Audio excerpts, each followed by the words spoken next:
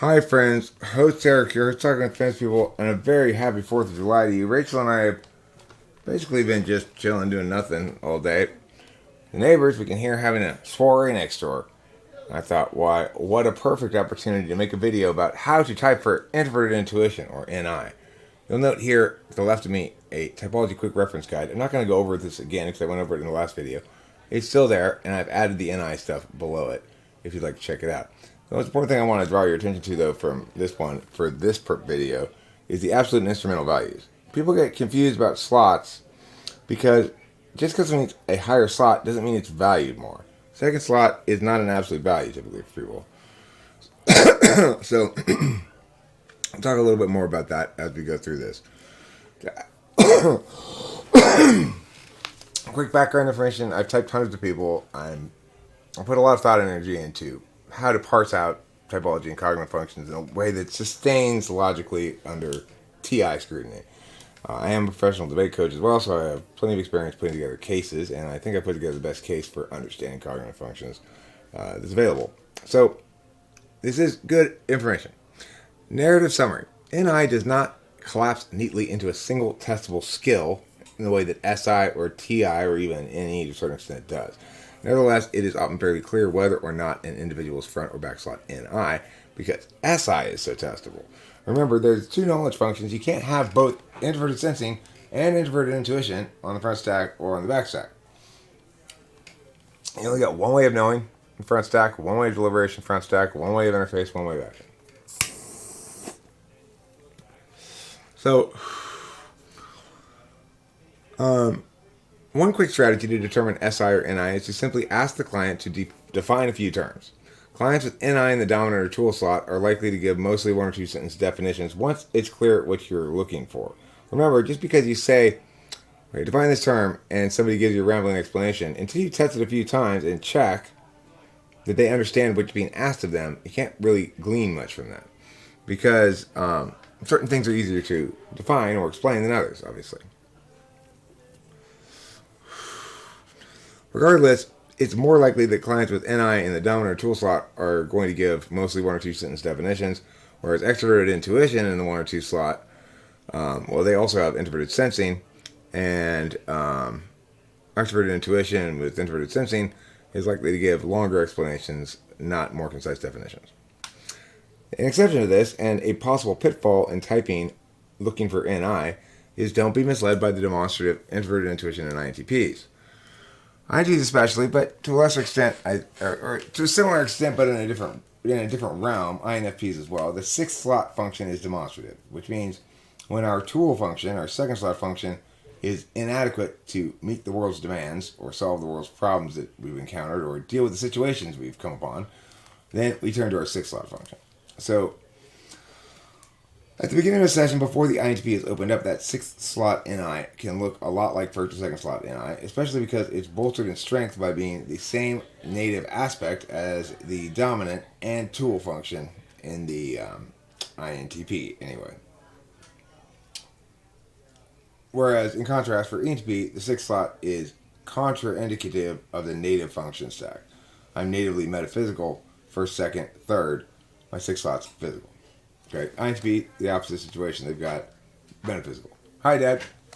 Smells like a forest fire. Doesn't smell. It's too early for fireworks. Oh, I mean, they've been setting them off all night last night, too. They were setting them off all night last night.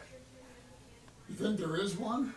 No, I'm saying they were setting off fireworks all night long last night. Well, being deaf, of course, I didn't hear anything. Yeah, it was non-stop explosions. I'm pretty sure it's just firework smoke. Could be fireworks, but okay, I hope so. Could be barbecues, too. It's not barbecue. Okay. Come here, you can smell it. That could be fireworks. Okay, I'll check it out. As the INTP loosens up, the explanations will grow in length and complexity, especially if you demonstrate a deftness in understanding minor distinctions and complexity. Then they'll really feel like a fish in water. Concision, to cut to the chase about this point, concision is a value implicit to NI. Remember, when we're talking about values, it's implicit to a function, even though no function ever manifests except in an individual. We can still meaningfully talk about values linking to functions. And introverted intuition is the intentional manner of determining what is determinate and of concluding what meaning is inferred by the stuff that you encounter. Not what meaning you can create off of it, but what meaning is natively inferred by it, or naturally inferred by it. As an NI-DOM, somebody will be in a state of gathering informational pieces so that their introverted intuition can collapse those into significant meanings. But when you ask them to explain something or summarize something, concision is a value you'll see demonstrated by strong NI users. By strong, I mean ego block. It's not necessarily strong, it's just ego block. Thus, another good strategy is asking a client to summarize a film, elevator pitch style. So, Jurassic Park is mad scientists make dinosaur amusement park, mayhem ensues. That's like a quick summary of it. And this is something, of course, anybody can practice and do better or worse over time with a few tries. It's not super hard. You get the idea of it, right? But I think what you'll find is that for people who are not intuitive they're not intuitive according to their type, that this is easier said than done. Especially if you get somebody who's NI polar or NI 8 slot, your SFJs, your STJs. I think this is especially easier said than done. This is something that most people can improve on, though, as I indicated. So it may be necessary to demonstrate a few examples before you draw any firm conclusions with it. Make sure you check it out a bit, because people's initial response to something like this, until they get the idea, is going to be possibly misleading. Lots of function tests can be used to test multiple things depending on the directionality of the test, so to speak. For example, the combination invention questions are intended to be tests of extroverted intuition, but are very informative regarding NI slot placement as well, depending on how the person answers.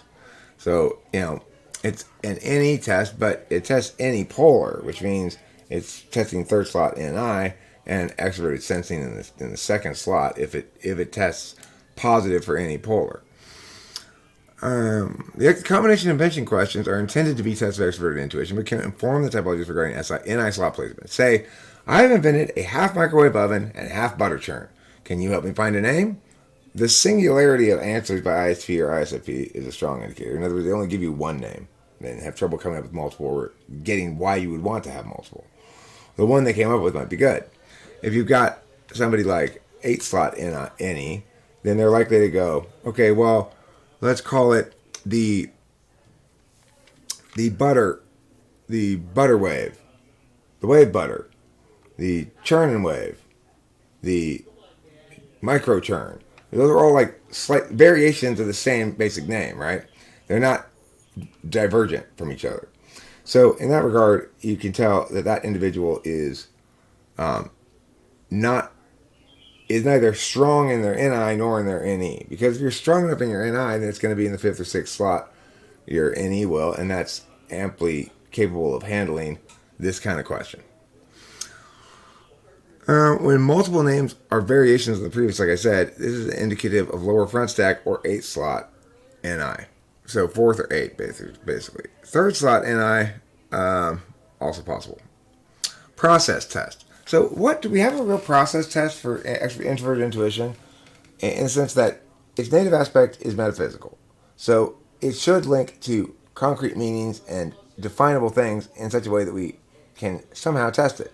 Well, in a live stream today, somebody reminded me of something that had drawn to my attention earlier, which is this test called RAT, which is Remote Association Test. And this remote association test says things like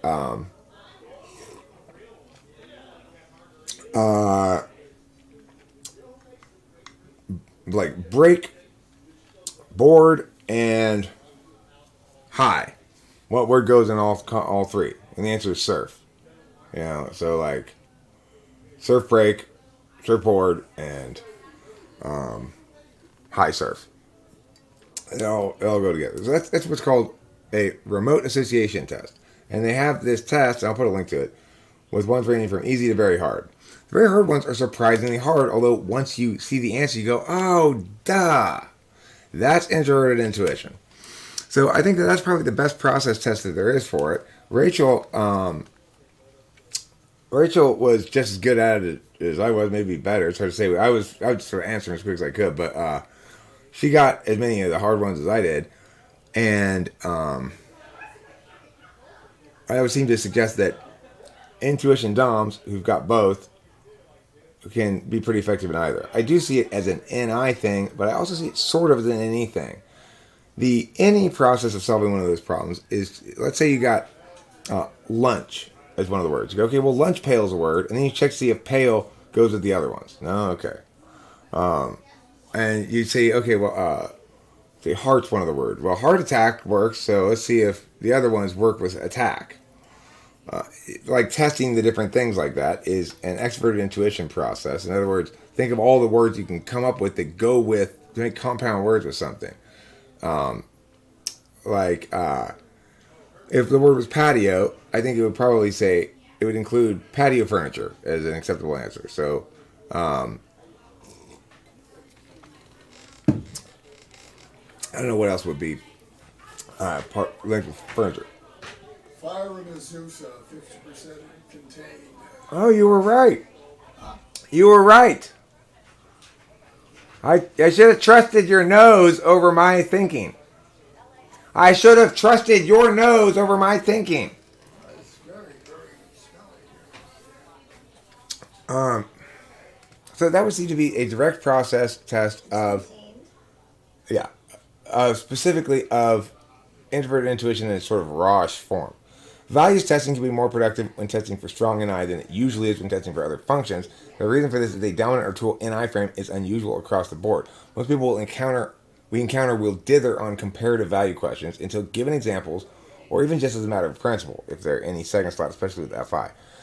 Since the frame of NI, however, presumes that determinant factors do resolve open questions, and NI DOM is the most likely type to produce unqualified answers when asked questions in the following format. Which value do you prefer when they conflict? Meow or meow. Could be honesty or authenticity. The thing is, what you're looking for there is not so much what their answer is, but whether or not they have a clear answer without needing an example from you. Come. Now, other NI questions I thought I'd add here just for good measure. One I ask fairly often is truth discovered or created, and why? NI DOMs tend to understand truth as being external, born of the universe, and things that they access from their subjective position inside their body. Whereas extroverted intuitors are much more likely to say, well, the truth is what I create. I'm the meaning smith, and I'm writing the narratives that define the world as I go along. Sometimes the world's not cooperative and won't let my narratives work, in which case then I have to use NI. But most of the time I try to ignore it and assume I'll just sort of use the bully pulpit to bully reality without it really being aware of it into being more like I want it to be. The other thing to note about this is if you ask about media, NI polar people, they really have a hard time understanding that a given piece of media might be objectively better than something else, and it's not just beauty's in the eye of the beholder. NI types are more likely to respect high NI, 1 or 2, are more likely to respect that beauty is not just in the eye of the beholder. This might also be recognized by fifth slot NI as it is with me, but probably is not super common. I think it's more a function of metacognition via learning about functions and generally aesthetic self-criticism for the purposes of improving. Okay, so if you had to either be a poet in a poetry contest that requires entrants to produce 5 finished poems in 20 minutes, or the judge of the said contest, regardless of which task you prefer, which do you believe you'd be better at, and then also which task do you prefer. In other words, are you better at coming up with 5 poems quick on the fly, or at saying which of those 5 poems is good on the fly? Another question. Do you believe in the Illuminati, astrology, tarot? Please explain. Depending on the kind of reason they give, the answer they give, it may be indicative of NI. Plenty of NFPs are into this stuff too, but the NFPs tend to be into it in a slightly different way. INFJ, probably INTJ as well, will believe that it's the most reliable source of information about the particular matters they're bringing forth to address. regardless of whether those matters are subjective or objective. NI is only the better choice when you're dealing with a matter that can be best understood through objective data. So, like, whether or not your partner is too messy is not something you can determine universally. It entirely depends on what you think too messy is. You might find consensus among other people who agree, yes, your girlfriend is too messy, for example. But if they disagree with you, then it doesn't matter. No, she's not too messy for me. I'm messier than she is, you might say. So that's why those sort of matters aren't appropriate for NI.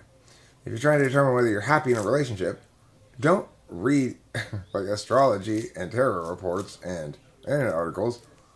Pay attention to the data that's right in front of you. How does your significant other treat you? What behaviors do they engage in? What kind of discourse do they engage in? Are they affirming? Are they negating? All that kind of stuff is particular data that you can look at directly. If you're an SI user, you naturally will.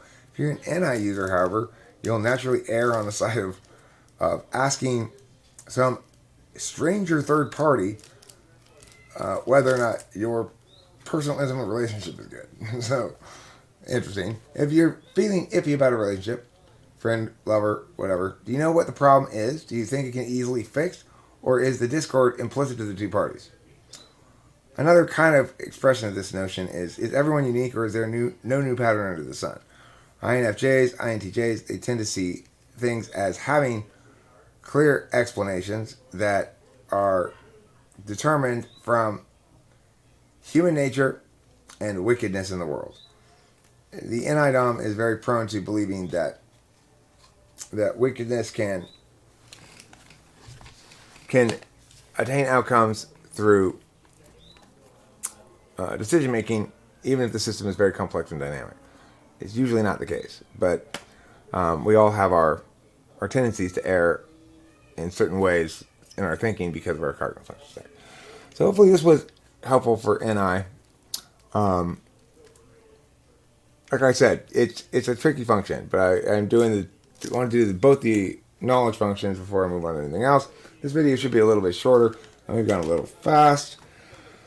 Hopefully you enjoyed it anyway. I'm not going to waste any more of your time. Yada, yada, yada. Bye-bye.